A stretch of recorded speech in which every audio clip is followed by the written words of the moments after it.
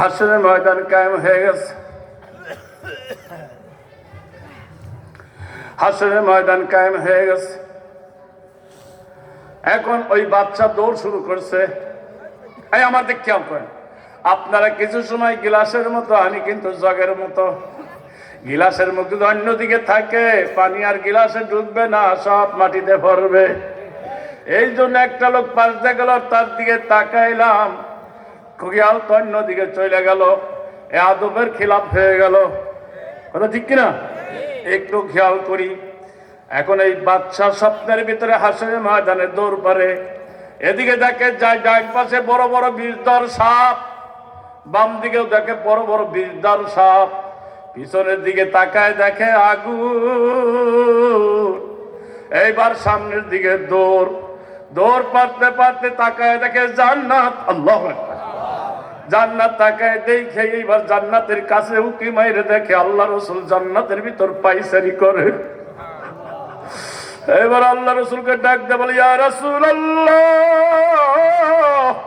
আমি দামেস্কের বাচ্চা, আমি খুব নেককার, আমি খুব দিনদার, আমি খুব পরহেজগার, আমি খুব শৌখিন, আমি খুব দাতা, আমি খুব দানবীর। আমি অন্নহীনকে অন্ন দেই, বস্ত্রহীনকে বস্ত্র দেই, বাসস্থানহীনকে বাসস্থানের ব্যবস্থা করি।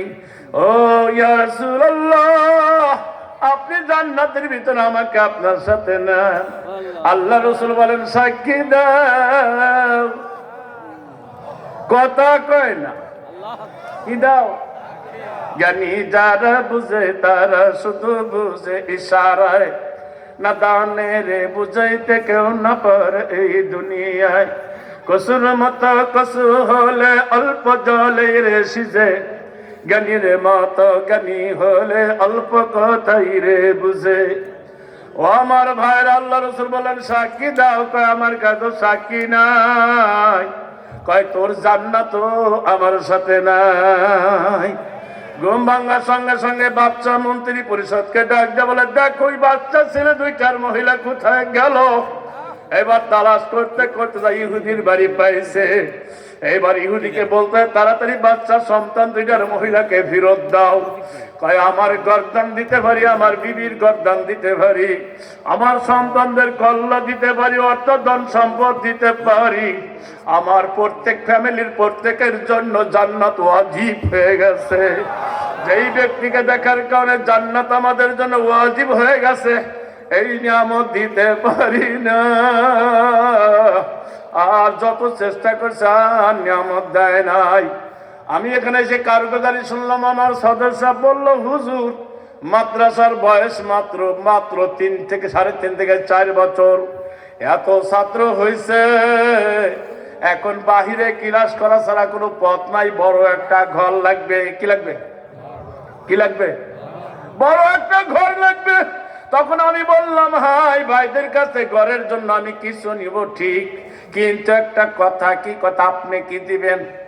সদস্য হুজুর বলছে, আমি আলহামদুলিল্লাহ 50,000 টাকা দিব। কত দিবে? প্রয়োজনে তার কাছ থেকে আরো নিব। যার ভিতরে ইনসাফ নাই তার কপালে জান্নাত নাই। আর একটা কথা বলি, আপনারা কি রাসূলের সঙ্গে সাক্ষাৎ করতে মনে চায়? কার কার চায়? আল্লাহ কবুল কর। সন্তান কোরআন তেলাওয়াত করতেছে রেল লাইনের পাশে। গজনবী সুলতান মাহমুদ যাওয়ার সময় দেখে একটা ছেলে কোরআন পড়ে, মাথায় সিরা টুপি, গায়ে সিরা জামা, পা সামনে একখানা কোরআন, কোরআন শরীফ। জিজ্ঞাসা করে, ব্যাপার কি? ওরে কোরআন পড়ার জায়গায় মাদ্রাসা এখানে কেন? কয় মাদ্রাসায় একটা ল্যাম্পতে 10 জন পড়ে, আমি ছোট মানুষ পাশে যাই বসলে আমাকে কেই না মারে। বিকাল বেলা এসে দেখে গেছি এই জায়গা, তাই চিন্তা করলাম সরকারের লাইট লাগানো আছে, রাতভর যাই এখানে কোরআন ঠিক করবো, সকালবেলা যাইয়া মাদ্রাসায় পড়া দিব, এখানে কেউ কেই না মারতে পারবে না। গজনবীর সুলতান মাহমুদ ডাক দেখো, আয় আমার কোলে আয়, আল্লাহু আকবার, আয় আমার কোলে আয়। সন্তানকে টান দে বুকের সাথে লাগাইয়া, ওরে নিজের সন্তানের মতো মনে করে কয়েকটা চুমা দিয়া মাদ্রাসায় যায় বলল, 1 টাকায় 8 মণ চাউল। কাই মাদ্রাসা আমি 2 লক্ষ টাকা বাজেট ঘোষণা করলাম। রাত্রের বেলায় ঘুমায় রয়েছে, স্বপ্নের ভিতর দেখে আল্লাহ রাসূল এসে ডাক দেয়া বলে, আয় গজনবী সুলতান মাহমুদ আমার কোলে আয়। আল্লাহ রাসূল ডাক দেয়া বলেন, আয় গজনবীর সুলতান মাহমুদ আমার কোলে আয়।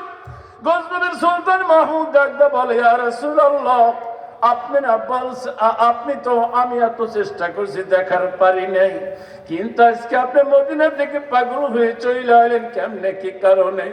কয় কুরআন আল্লাহ যেরকম দামি, আল্লাহ পাকের কুরআন আল্লাহর জবানের কথা হওয়ার কারণে ওইরকম দামি।